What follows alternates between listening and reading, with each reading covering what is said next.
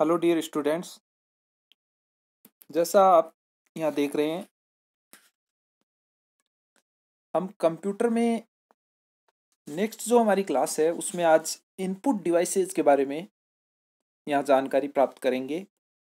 Input devices को हम input उपकरण के नाम से भी जानते हैं। तो सबसे पहले हम देखते हैं कि इनपुट उपकरण या इनपुट डिवाइसेज होती क्या है। इनपुट डिवाइसेज ऐसी डिवाइसेज हैं जिनके द्वारा सूचना कंप्यूटर के सीपीयू में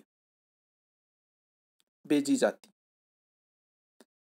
कंप्यूटर का जो सीपीयू है वो इन इंफॉर्मेशंस को रिसीव करता है और उसके बाद आउटपुट के लिए उनको प्रोसेस करता है। ये जो सूचनाएं हैं ये हम टेक्स्ट के रूप में भेज सकते हैं, आवाज़ के रूप में हो सकती है या पिक्चर के रूप में भी हो सकती है। अलग अलग कार्यों के लिए अलग अलग इनपुट उपकरण होते हैं। इनपुट उपकरणों द्वारा कंप्यूटर जो प्रयोग करता है या जो कंप्यूटर का यूजर है वो एक तरीके से कंप्यूटर से कम्युनिकेट करता है। इनको हम पेरिफेरल डिवाइसेज भी कहते हैं। पेरिफेरल डिवाइसेज नॉर्मली वो डिवाइसेज होती हैं जो सीपीयू से बाहरी रूप से जुड़ी हुई रहती हैं। यहाँ हमने कुछ इनपुट डिवाइसेज को लिस्टेड आउट किया है जिनमें आप देख रहे हैं कीबोर्ड है, माउस है, स्कैनर है, जॉयस्टिक है, लाइट फैन है, इसके अलावा डिजिटाइजर है, माइक्रोफोन है, MICR है, OCR ऑप्टिकल करेक्टर रीडर है, डिजिटल कैमरा है, पेडल है, स्टीयरिंग व्हील है, गेस्टर रिकॉग्निशन डिवाइस है, GRD है, light gun, touch pad, remote, touch screen, VR, webcam और बायोमेट्रिक डिवाइसेज, जिनको हम वन बाय वन या स्टडी करेंगे कि ये वास्तव में होती क्या है। तो सबसे पहले हम देखते हैं कीबोर्ड क्या होता है। The keyboard is a basic input device that is used to enter data into a computer or any other electronic device by pressing keys। तो हम यूँ कह सकते हैं कि ये इनपुट का सबसे महत्वपूर्ण या बेसिक डिवाइस है जो कि कंप्यूटर या और इलेक्ट्रॉनिक डिवाइस है उसमें कीज को प्रेस के दबा करके डाटा को इनपुट करता है। It has different sets of keys for letters, numbers, characters and functions. Keyboards are connected to computer through USB और a bluetooth device for wireless communication. आजकल जैसे ब्लूटूथ डिवाइस के थ्रू ये जुड़े रहते हैं जिसमें आपको वायर की आवश्यकता नहीं होती है। तो नॉर्मली हम देखते हैं कि जो सीपीयू में मदरबोर्ड होता है, मदरबोर्ड के कीबोर्ड पोर्ट से तार द्वारा जुड़ा हुआ कनेक्शन रहता है और आजकल ये वायरलेस हो गया है तो उसमें एक ब्लूटूथ डिवाइस के थ्रू ये अटैच रहता है। इस पर जो कीज होती हैं उनकी संख्या अलग अलग कीबोर्ड्स में अलग अलग हो सकती है। ये नॉर्मली 83, 84, 101, 102 या 104 तक की कुंजियां होती हैं। अब हम बात करें कि जो कीबोर्ड है वो रीजन और लैंग्वेज के बेस्ड पर कई तरह के कीबोर्ड्स हैं। उनमें सबसे पहले हम देख रहे हैं, यहाँ हमने चित्रीय निरूपण द्वारा दिखा रखा है QWERTY कीबोर्ड। तो QWERTY कीबोर्ड जो हमारे इंडिया में भी सबसे ज़्यादा यूज किया जाता है। It is most commonly used keyboard with computers in modern times. जो QWERTY कीबोर्ड है वो वर्तमान समय में सबसे ज़्यादा यूज होने वाला कीबोर्ड है। अब इसका ये नाम QWERTY कीबोर्ड क्यों पड़ा? क्योंकि जो इसकी टेब के बाद में हमने जो फर्स्ट रो शो कर रखी है उसके शुरुआती जो 5 जो लेटर्स हैं वो इसी क्रम में है और ये दुनिया में सबसे ज़्यादा यूज होने वाला कीबोर्ड है। सेकंड हम बात करें AZERTY कीबोर्ड, जैसा हमने यहाँ शो कर रखा है, ये स्टैंडर्ड फ्रेंच कीबोर्ड है और इसको एक तरीके से फ्रांस में डेवलप किया गया था अल्टरनेट क्यूवर्टी कीबोर्ड के अल्टरनेट के रूप में। साथ ही ये फ्रांस के अलावा अन्य यूरोपियन कंट्रीज में भी काफी यूज होता है। थर्ड जो कीबोर्ड है DVORA के कीबोर्ड, ये कीबोर्ड मेनली जो टाइपिंग की स्पीड है उसको बढ़ाने के लिए डिजाइन किया गया था। इसमें फिंगर्स का मूवमेंट जो है वो काफी कम होता है और इस प्रकार हमने देखा कि दुनिया में जो सबसे ज्यादा यूज होने वाला कीबोर्ड है, जो हमारे एरिया में तो लगभग यही चलता है, इसके अलावा और कोई कीबोर्ड नहीं चलता है, वो है QWERTY कीबोर्ड। नेक्स्ट हम इनपुट डिवाइस की बात करें तो नेक्स्ट इनपुट डिवाइस है माउस। देखिए, ज्यादातर पर्सनल कंप्यूटर ग्राफिकल वातावरण में कार्य करते हैं और स्क्रीन पर ग्राफिकल तत्वों को नियंत्रित करने में कीबोर्ड या तो सक्षम ही नहीं होता है या फिर उसका नियंत्रण जो होता है वो काफी डिफिकल्ट होता है। इस कारण माउस जो है उसकी दिनों दिन उपयोगिता बढ़ती ही जा रही है। माउस वैसे एक पॉइंटिंग डिवाइस है। The mouse is a handheld input device which is used to move cursor or pointer across the screen। तो इस प्रकार माउस जो है वो पॉइंटिंग डिवाइस है जो कि कर्सर और पॉइंटर को स्क्रीन पर मूव करने में काम में लेती है और इसको हम हैंड के द्वारा टेकल करते हैं, हाथ के द्वारा टेकल करते हैं। It is designed to be used on flat surface and generally has left and right button and a scroll wheel between them। Normally ये फ्लैट सरफेस पर काम करने के हिसाब से तैयार की गई थी, जिसमें एक लेफ्ट बटन होता है, एक राइट बटन होता है और एक बीच में स्क्रोल व्हील होता है। अब जो लैपटॉप कंप्यूटर्स हैं उनमें टच पैड होता है, न कि इस तरह का माउस जिसके बारे में हम चर्चा कर रहे हैं, और वो एक तरीके से जो टच पैड होता है वो माउस का ही कार्य करता है।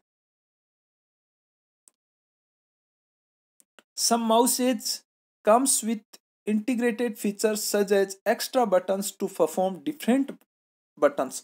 अब मार्केट में कुछ ऐसे माउस भी आ रहे हैं जिन पे कुछ एक्स्ट्रा बटन भी होते हैं जो अलग अलग फंक्शंस को परफॉर्म करने में भी काम में आते हैं। तो सबसे पहले जब माउस जो सबसे पहले आया था वो 1963 में डगलस सी एंगलबर्ट द्वारा डिजाइन किया गया था।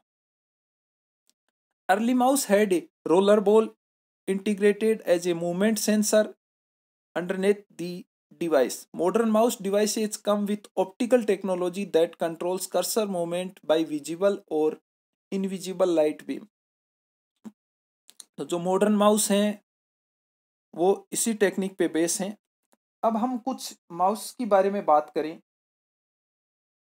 कॉमन टाइप्स के माउस हैं, तो सबसे पहले ट्रैक बॉल माउस की बात करते हैं। जैसा यहाँ हमने चित्र में दिखा रखा है ट्रैक बॉल माउस, आप देख रहे हो इसको। तो ये एक तरीके से स्टेशनरी इनपुट डिवाइस थी जो कि बॉल मैकेनिज्म पे बेस्ड थी और बॉल मैकेनिज्म के थ्रू पॉइंटर और जो कर्सर था उसको स्क्रीन पे ये क्या करता था, मूव करवाता था। The ball is half inserted in the device and can be easily rolled with finger. यहाँ आप देख रहे हो ये बॉल आधी है वो डिवाइस के अंदर इंसर्टेड है और उसको हम फिंगर के थ्रू इजीली क्या कर सकते थे, रोटेट कर सकते। नेक्स्ट जो माउस था वो मैकेनिकल माउस आया था। मैकेनिकल माउस को हमने यहाँ उल्टा करके इस चित्र में शो कर रखा है। तो ये माउस कोर्डेड टाइप का माउस था। इसमें भी एक बॉल थी जो नीचे की ओर रहती थी। जो सरफेस पे जब ये रोटेट होता था तो बॉल जो है वो सरफेस के थ्रू क्या होती थी, रोटेट होती थी और इसकी परफॉर्मेंस हाई थी।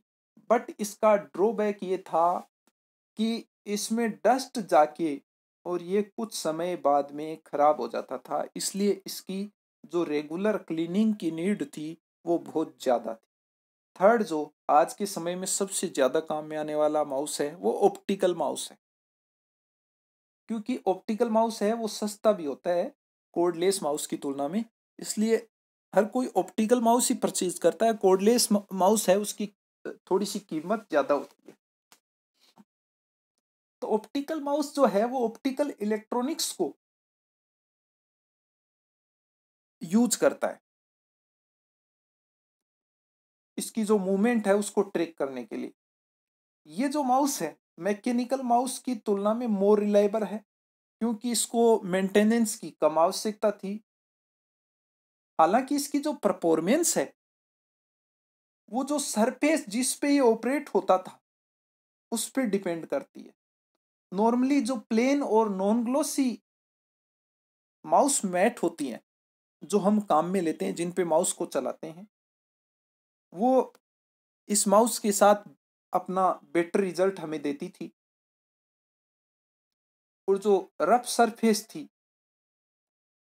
उस पे इस माउस को काम में लेने पर थोड़े दिन बाद में ये माउस खराब होने की संभावना ज़्यादा रहती। नेक्स्ट टाइप का जो माउस था वो कॉर्डलेस या वायरलेस माउस था। जैसा इसके नाम से ही सजेस्ट है कि इसमें केबल नहीं होती है, और ये वायरलेस टेक्नोलॉजी जिसके बारे में बात करें इरडा या इंफ्रारेड और रेडियो ब्लूटूथ टेक्नोलॉजी है, उसके थ्रू ये कंट्रोल होता था। उसके थ्रू इसके कर्सर का मूवमेंट कंट्रोल होता है। और ये जो माउस है ये एक तरीके से बैटरी के थ्रू, इसमें बैटरी लगी होती हैं जिसके थ्रू ये कार्य करता है। और काफ़ी दूर से भी हम कंप्यूटर को या हमारे लैपटॉप को इस कीबोर्ड और माउस जो कि वायरलेस होते हैं उनके थ्रू हम ऑपरेट कर सकते हैं। नेक्स्ट इनपुट डिवाइस की हम बात करें तो वो है स्कैनर। देखिए स्कैनर क्या है। स्कैनर भी एक इनपुट डिवाइस है जिसके द्वारा किसी भी लिखित दस्तावेज या कोई ग्राफिक्स आकृति है उसको हम कंप्यूटर में क्या कर सकते हैं, इनपुट कर सकते हैं। जिस किसी भी चित्र या कोई भी आकृति है या कोई भी हमारा पेपर है, कोई भी दस्तावेज है, उसको हमें स्कैन करना है तो उसके लिए हमें स्कैनर की जो समतल सतह है उस पर रख दिया जाता है। और उसके पश्चात स्कैनर पर लगे लेंस और प्रकाश स्रोत द्वारा चित्र को फोटोसेंस करके बाइनरी डिजिट्स में बदलकर कंप्यूटर की मेमोरी में पहुंचा दिया जाता है और इस चित्र को मॉनिटर की स्क्रीन द्वारा देखा जाता है। अब किसी भी स्कैनर की गुणवत्ता है वो प्रति इकाई क्षेत्र जो होता है उसमें उपस्थित चित्रों की संख्या पर निर्भर करती है, और जिसको हम रिजोल्यूशन कहते हैं। क्या कहते हैं? रिजोल्यूशन कहते हैं। आजकल जो प्रचलित स्कैनर हैं उनका रिजोल्यूशन नॉर्मली हम बात करें 600 टू 1200 डॉट पर इंच या डीपीआई होता है। अब जो स्कैनर्स के बारे में हमने यहाँ लिस्टेड आउट किया है, टोटल 5 तरह के स्कैनर्स को यहाँ हमने लिखा है। फ्लैट बेड स्कैनर सबसे पहले हमने लिखा है, फ्लैट बेड स्कैनर। इस स्कैनर में क्या होता है, एक ग्लास प्लेन होता है और एक मूविंग ऑप्टिकल सीआईएस और सीसीडी अरे होता है। अब इस ग्लास प्लेन के ऊपर हम जो भी इमेज है जिसको हमें स्कैन करना है उसको रख देते हैं और उसके बाद स्कैन किया जाता है। सेकंड जो है हैंड हेल्ड स्कैनर होता है। हैंड हेल्ड स्कैनर होता है ये एक तरीके से मैनुअल स्कैनिंग डिवाइस होती है जिसका आकार छोटा होता है और जिसको हम हाथ में पकड़ कर रखते हैं, और जिस भी पेपर को स्कैन करना है उस पर हम इसको ऊपर से लेके नीचे तक पेपर पे रोल्ड करते हैं। देन अब यहाँ पर इस स्कैनर की एक सबसे बड़ी कमी ये है कि इसको स्कैन करते टाइम हाथ की जो स्पीड वगैरह है और उसमें वाइब्रेशन वगैरह है वो बिल्कुल एक सही तरीके से होने चाहिए, अदरवाइज जो इमेज है उसको ये सही स्कैन नहीं कर पाता है। थर्ड है सीट फेड स्कैनर। इस स्कैनर में जिस भी पेपर को हमें स्कैन करना है उसको हम क्या करते हैं, डॉक्यूमेंट जो होता है उसको स्लॉट में इंसर्टेड कर देते हैं। वो डॉक्यूमेंट उस स्लॉट से अंदर से गुजरता है और उसका स्कैन हो जाता है। नेक्स्ट जो होता है वो ड्रम स्कैनर है। ड्रम स्कैनर जो है वो उसके अंदर एक फोटो मल्टीप्लायर ट्यूब होती है इमेज को स्कैन करने के लिए, और इसमें चार्ज कपल डिवाइस जो कि फ्लैट बेड स्कैनर में थी वो नहीं होती है। तो यहाँ पर जो पीएमटी या फोटो मल्टीप्लायर ट्यूब थी वो बहुत ज़्यादा सेंसिटिव होती है लाइट के लिए, और इस प्रकार ये जो स्कैनर होता है वो काफ़ी ढंग से हाई रिजोल्यूशन के साथ हमारे जो डॉक्यूमेंट हैं उनको स्कैन करता है। नेक्स्ट जो फोटो स्कैनर है, जैसा नाम से ही आपको पता चल रहा है कि ये मेनली फोटोग्राफ्स को स्कैन करने के लिए डिज़ाइन किया गया था। इसकी जो रिजोल्यूशन है, कलर डेप्थ है, वो काफ़ी ज़्यादा होती है, और इसलिए इस स्कैनर से हम फोटोग्राफ्स को स्कैन कर पाते हैं। नेक्स्ट हम बात करें जो स्टिक की। देखो, जो stick is also a Poynting input device like a mouse. ये भी एक तरीके से माउस की तरह ही पॉइंटिंग इनपुट डिवाइस है। It is made up of A stick with a spherical base. ऐसा मान सकते हैं आप कि जो गाड़ी का गियर होता है ना, कुछ उसके तरीके की सी होती है, यानी एक छड़नुमा आकृति सी होती है जिसे हाथ से पकड़कर घुमाने से उसके अंदर लगी हुई जो गेंद होती है ना उसको हम घुमा सकते हैं। जैसा माउस में होता है कुछ वैसा ही होता है। The base is fitted in A socket that allows free movement of the stick. जो इसका बेस होता है ना वो एक तरीके से इस स्टिक को फ्री मूवमेंट के लिए अलाउ करता है, और जैसा माउस के थ्रू होता है वैसा ही स्टिक का जो मूवमेंट होता है वो कर्सर और पॉइंटर जो होता है स्क्रीन पे उसको क्या करता है, कंट्रोल करता है। फर्स्ट जो स्टिक थी वो United state naval research lab थी, उसमें सीबी मिरिक के द्वारा डिजाइन की गई थी, और इसका सबसे जो ज़्यादा उपयोग है वो कंप्यूटर पर बच्चों के द्वारा जो वीडियो गेम होते हैं उनको खेलने में काम में लिया जाता है। वैसे आजकल देखो ज़्यादातर गेम्स जो होते हैं वो कीबोर्ड द्वारा खेले जा सकते हैं, पर जो जॉयस्टिक से खेलने का जो मज़ा है वो कीबोर्ड से खेलने में उस गेम्स को आपको नहीं मिलता है। नेक्स्ट इनपुट डिवाइस की बात करें तो वो है लाइट फैन। लाइट फैन के बारे में बात कर रहे हैं हम। देखो लाइट फैन क्या होती है। यूं मान सकते हैं कि लाइट पेन जो है वो भी एक तरीके से साधारण बॉल पेन जैसी होती है। इस पर इससे स्क्रीन पर सीधे ही कोई भी आकृति हम बना सकते हैं। इसके एक सिरे पर जो लाइट फैन होता है ना उसके एक सिरे पर क्या होता है, पतली टिप होती है जिसमें एक फोटो सेल लगा होता है, जबकि इसका दूसरा सिरा कंप्यूटर की सीपीयू से जुड़ा हुआ होता है, वायर के थ्रू जुड़ा हुआ होता है। जब पेन की टिप से कंप्यूटर पर कोई आकृति बनाते हैं तो इसकी पल्स स्क्रीन से ट्रांसमिट होकर कोड जनरेट करती हैं एवं हमें कंप्यूटर स्क्रीन पर उसी रूप में दिखाई देती। जो फर्स्ट लाइट फैन था वो 1955 में जो MIT थी उसके द्वारा डिजाइन किया गया था या इन्वेंटेड किया गया था। नेक्स्ट हम बात करें डिजिटाइजर की।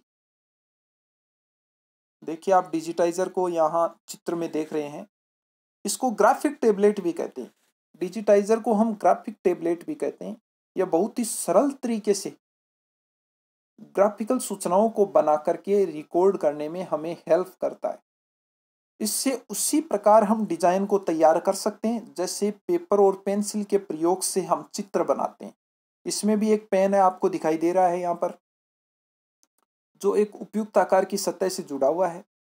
उस सतह पर तारों का एक बारीक जाल सा होता है जो कि अलग अलग एक्स और वाई की स्थिति को हमें परिभाषित करते हैं। प्रत्येक बिंदु पर यहाँ सेंसर लगे होते हैं। जब पेन से कोई चित्र हम बनाते हैं तो पेन सतह से टकराते ही अल्ट्रासोनिक पल्सेज हवा में छोड़ता है और यह टेबलेट की सतह पर लगे अल्ट्रासोनिक डिटेक्टर द्वारा ग्रहण कर ली जाती और इस प्रकार कोड्स द्वारा कंप्यूटर पर ग्राफिकल इमेज दिखाई देती है हमें, जैसे यहाँ आपको दिख रहा है। नेक्स्ट बात करें हम माइक्रोफोन। माइक्रोफोन का आजकल खूब उपयोग होता है। देखो, the microphone is a computer input device that is used to input the sound. It received the sound vibrations and convert them into audio signals or send to a recording medium. Audio signals में convert करता है और recording medium को ये send करता है। Then audio signals जो हैं वो digital data में convert किए जाते हैं और कंप्यूटर में store हो जाते हैं। The microphone also enables the user to telecommunicate with others. It is also used to add sound to presentations and with webcams for video conferencing. सब में काम आता है। Microphone can capture audio waves in different waves. Microphone जो होता है audio waves को different ways में क्या कर सकता है, कैप्चर कर सकता है। अब जो माइक्रोफोन है वो कई तरह के होते हैं। डायनेमिक माइक्रोफोन, जैसा हमने चित्र में जो शो कर रखा है, ये डायनेमिक माइक्रोफोन है। जो मोस्ट कॉमनली यूज्ड माइक्रोफोन है जो सिंपल डिजाइन का होता है वो डायनेमिक माइक्रोफोन होता है। उसके अलावा कंडेंसर जो माइक्रोफोन है ये ऑडियो रिकॉर्डिंग के लिए काम में आते हैं और सेंसिटिव होते हैं काफ़ी, रिकॉर्डिंग के लिए आजकल ये खूब काम में आते हैं। उसके अलावा एक रिबन माइक्रोफोन होता है। तो ये सब कई तरह के माइक्रोफोन्स हैं जो प्रेजेंट टाइम में यूज किए जा रहे हैं। नेक्स्ट बात करें हम MICR की, मैग्नेटिक इन कैरेक्टर रिकॉग्निशन। MICR को यहाँ हमने चित्र के द्वारा दिखा रखा है और आपको दिखाई भी दे रहा है। इस उपकरण का मुख्यतः उपयोग जो है वो बैंकों में किया जाता है। बैंक के चेक में नीचे MICR द्वारा बैंक की कोड संख्याएं, ग्राहक खाता संख्या तथा बैंक की राशि प्रदर्शित होती है। इसमें एक विशेष प्रकार की चुंबकीय स्याही का प्रयोग किया जाता है जिससे चुंबकीय कणों में आयरन ऑक्साइड लगा रहता है। किसी चेक को पढ़ने के लिए उसे MICR के नीचे से गुजारते हैं। यह रीडिंग हेड बड़े अंतराल को 1 के रूप में और छोटे अंतराल को 0 के रूप में पढ़ता है। अब जो MICR हैं उनके एडवांटेज क्या है? ये नॉर्मली चेकों को पूर्ण शुद्धता के साथ पढ़ देता है। चेक की जो प्रोसेसिंग होती है वो इसकी वजह से बड़ी तीव्रता से होती है। MICR द्वारा पढ़े गए डाटा को सीधे कंप्यूटर में इनपुट किया जा सकता है। MICR अक्षरों को मानक व मशीन दोनों द्वारा पढ़ा जा सकता है। यानी MICR जो है उनको अक्षर जो है उनको मानक और मशीन दोनों के द्वारा पढ़ सकते हैं। नेक्स्ट हम बात करें OCR की, ऑप्टिकल कैरेक्टर रीडर। OCR में डाटा लिखने के लिए अक्षरों का एक मानक सेट होता है जिसे मशीन या मनुष्य द्वारा पढ़ा जा सकता है। इन्हें OCR मानक कहा जाता है। इसमें प्रत्येक अक्षर को एक प्रकाश स्रोत से प्रकाशित किया जाता है, देख रहे हो आप यहाँ पर। और OCR में नीचे रखी हुई फोटो सेंसिटिव मशीन द्वारा प्राप्त कर इसको पढ़ा जाता है। नेक्स्ट यहाँ हम देख रहे हैं डिजिटल कैमरा है। तो डिजिटल कैमरा एक डिजिटल डिवाइस है जो इमेज को कैप्चर करने के लिए या जो वीडियो हैं उनको रिकॉर्ड करने के लिए काम में आती है और उनको रिकॉर्ड करने और कैप्चर करने के बाद उनको मेमोरी कार्ड में सेव करती है। It is provided with a image sensor chip to capture image as opposed to film used by traditional cameras. जो पुराने समय में कैमरे काम में आते थे। हालांकि जो आजकल कैमरे हैं वो डिजिटल कैमरे हैं, उनके अंदर फोटो सेंसर्स होते हैं और इनके जो डिजिटल कैमरा के द्वारा जो रिकॉर्डिंग की जाती है या फोटो ली जाती है उसकी क्वालिटी काफ़ी अच्छी होती है। नेक्स्ट हम बात करें पेडल। पेडल जो होती है वो एक सिंपल आउटपुट डिवाइस होती है जो कि गेम्स के लिए काफ़ी ज़्यादा काम में ली जाती है। ये एक तरीके से ऐसी फील हो रही है कि इसमें एक नोब है जो वॉल्यूम नोब होती है स्टीरियो में, कुछ वैसी इसमें शो हो रही है। और इस वॉल्यूम नॉब को हम घुमा करके जो हमारे गेम्स हैं उनको इजीली खेल सकते हैं। नेक्स्ट हम देख रहे हैं स्टीयरिंग व्हील है। ये भी एक तरीके से इनपुट डिवाइस है जो रेसिंग वीडियो गेम्स जैसे कार रेसिंग है उनको खेलने के लिए काम में ली जाती है।